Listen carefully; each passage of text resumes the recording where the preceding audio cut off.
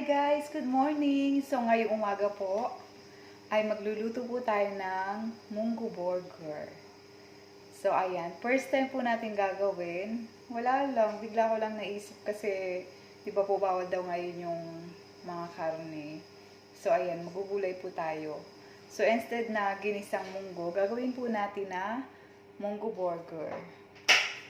So yan po yung mga ingredients natin, yung munggo po. Sibuyas bawang, yan, harina, itlog, corn flour, and oil. Siyempre may paminta. So, imimix lang po natin lahat ng ingredients. Harina,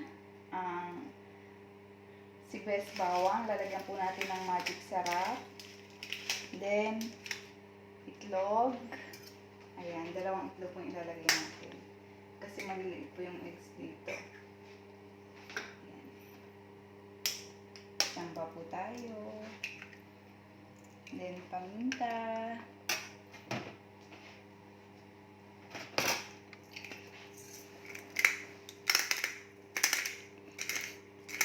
Paminta po.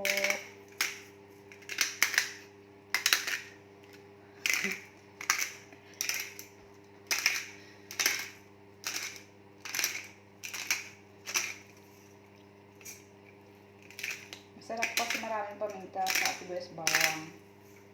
Tapos asin. Asin po. Ayan.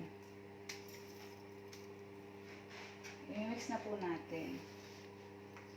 I-mix na natin lahat ng ingredients.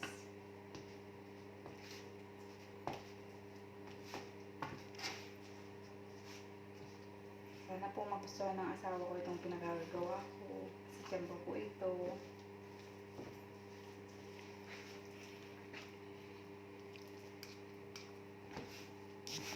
Pasensya na po. Nag-aaral pa lang po ako magluto. Kaya kung para paano po ang halo.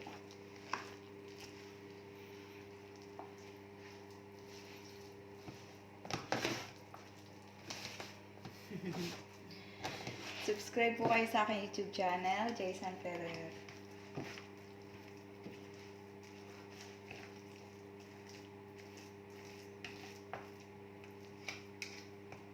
Lagyan po natin ng corn flour. Konti lang.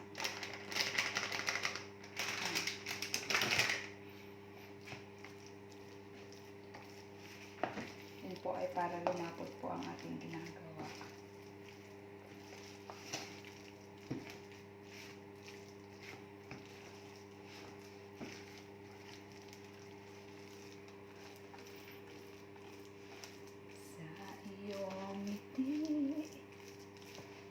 Yan po ay munggo. Munggo po. Monggo burger ni Jason. May pang-mix naman kasi hindi gamitin. Ito na lang po para maganda.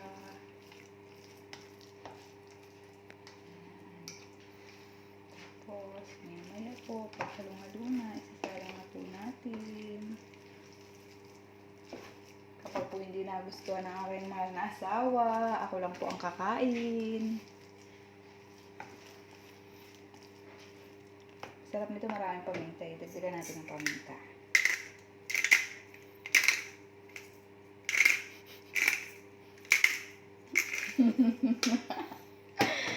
Ayan, nagtsatsyamba po tayo. Tsamba, tsamba. Tsamba ni Jason. Ang Monngo burger. Monngo burger. Ayan. Haluin ang haluin para po magsama-sama. Ayan. Dahil palagay ko naman po ay halo na siya. Ilagay na po na. Isa lang na po natin ang kawali at ating painitin. So, ayan na po yung mixtures. Pinapainit lang po natin yung mantika sa kawali and then isasalang na po natin. Ayan po. Nakikita niyo po ba?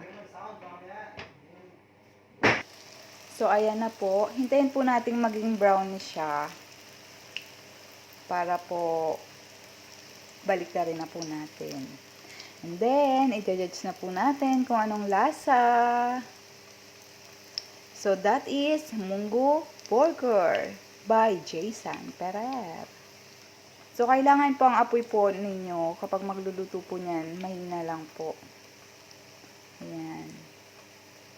Tapos, pag alam nyo na po na pwede nang baliktarin, edi baliktarin nyo na po. So, ayan po. Sa mga anak nyo po na hindi mahilig kumain ng gulay, try nyo po ito. Tiyak magugustuhan po nila. Ayan, malapit na pong maluto. Pagkatapos po niya, lalagyan po natin ng ketchup sa ibabaw. And then, pwede nyo nang kainin habang mainit pa para mas masarap. So, ayan na po yung unang naluto natin. Lalagyan po natin ng ketchup sa ibabaw. Ayan, may ketchup na po. At syempre, gumamit po tayo ng UFC tamis. So, ito na po. Titikman na po natin yung ating nalutong Monngo Burger. Ayan. Tikman na po natin.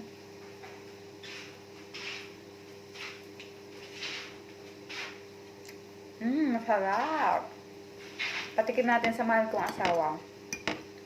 Marco, come here.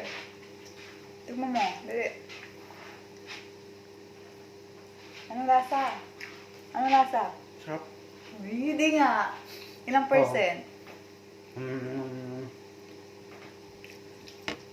99.